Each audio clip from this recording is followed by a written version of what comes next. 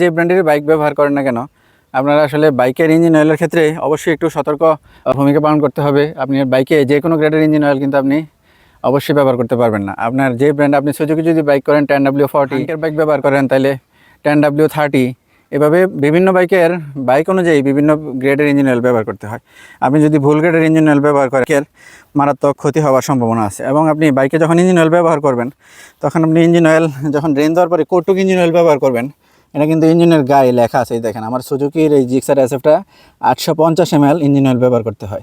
আপনি কিন্তু একটা ইঞ্জিন অয়েল আপনি যখন কিনবেন, তখন 1 লিটার, তো আপনি 1 লিটার ইঞ্জিন অয়েল অপচয় করবেন কেন? এটা ভাবে যদি আপনি ফুল 1 লিটার ইঞ্জিন অয়েল দিয়ে দেন বাইকে, তাহলে কিন্তু বাইকের এই বেশি ইঞ্জিন অয়েল দেওয়ার কারণে বাইকে কিন্তু ইঞ্জিনের ক্ষতি হবার সম্ভাবনা থাকে। এবং আপনি যদি কম ইঞ্জিন অয়েল ব্যবহার করেন, সেক্ষেত্রেও ক্ষতি হওয়ার সম্ভাবনা থাকে। এই জন্য বাইকে কখনও পরিমাণের চেয়ে বেশি কিংবা কম ইঞ্জিন অয়েল ব্যবহার করবেন না, এবং সঠিক গ্রেডের ইঞ্জিন অয়েল ব্যবহার করবেন।